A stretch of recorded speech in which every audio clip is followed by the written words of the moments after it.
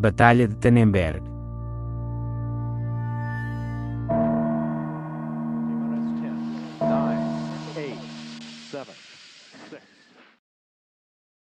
Tannenberg, Prússia Oriental, atual, Stebark, Polónia.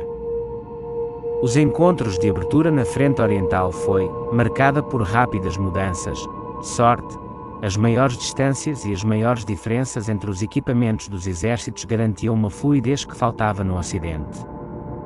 O comando austríaco destacou parte da sua força numa tentativa abortada de esmagar a Sérvia. Um plano austríaco para isolar o território da Rússia, no antigo reino do Congresso da Polónia, foi ainda mais prejudicado pelo facto do plano alemão não ter funcionado. O plano alemão estava de fato sendo ameaçado pela Rússia. Para aliviar a pressão sobre a França, o comandante-chefe russo, o grão-duque Nikolai Nikolaevich, primo do imperador Nicolau II, instou o seu primeiro e segundo exércitos a invadir a Prússia Oriental, antes de estarem totalmente prontos. A Prússia Oriental era uma antiga província alemã, limitada entre a Primeira e a Segunda Guerras Mundiais, ao norte pelo Mar Báltico, a leste pela Lituânia, e ao sul e a oeste pela Polónia, e pela cidade livre de Danzig, atual Gdansk, Polónia. Como os russos tinham uma superioridade superior a 2-1, um ataque combinado tinha todas as chances de destruir os alemães. Entre os dois exércitos, o homem que foi, em grande medida, responsável pela execução desajeitada deste plano, foi também responsável pela desastrosa invasão que foi feita, e antes de as forças russas estarem prontas.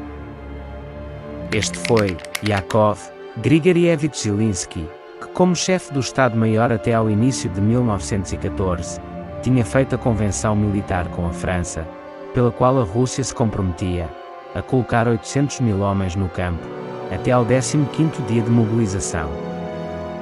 Isso sobrecarregou a pesada máquina de guerra russa, que causou inúmeras rachaduras e falhas locais quando começou a se mover.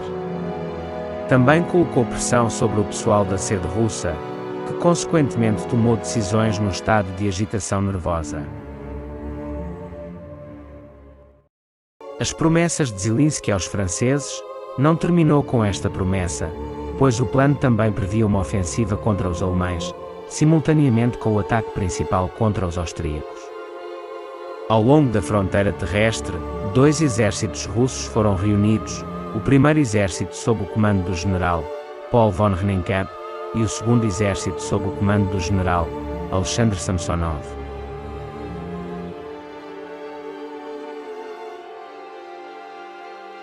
O plano de Zilinski era que Rennenkampf avançasse contra a Prússia Oriental a partir do leste, atraindo sobre si as forças de defesa alemãs, e então, 2 dias depois, Samsonov cruzaria a fronteira sul da província alemã e atacaria a retaguarda dos alemães. A falha deste plano não estava na concepção, mas na execução. O seu valor potencial foi bem comprovado pelo alarme, na verdade, pela perturbação mental, causado no quartel-general alemão, quando a ameaça foi divulgada. Rennenkampf cruzou a fronteira oriental da Prússia Oriental, em 17 de agosto, e repeliu a maior parte, 7 divisões de infantaria e uma divisão de cavalaria.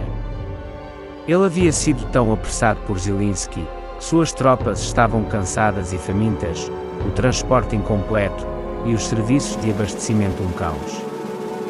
A aparição de Samsonov foi relatada em 20 de agosto, e a força russa estava abaixo, e não acima, da estimativa dos alemães.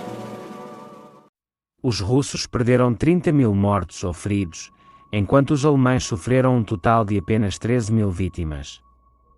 Cerca de 92.000 prisioneiros russos foram feitos, 2,5 corpos do exército foram aniquilados, e a metade restante do exército de Samsonov foi severamente abalada. A vitória alemã em Tannenberg continua a ser uma conquista singular, pois a sua escala foi única na história da guerra. Os alemães foram certamente favorecidos pelos erros russos, acima de tudo, pela loucura em dispersar o nevoeiro da guerra, através do envio de mensagens sem fios não cifradas. Tranquility Base here. The Eagle has landed.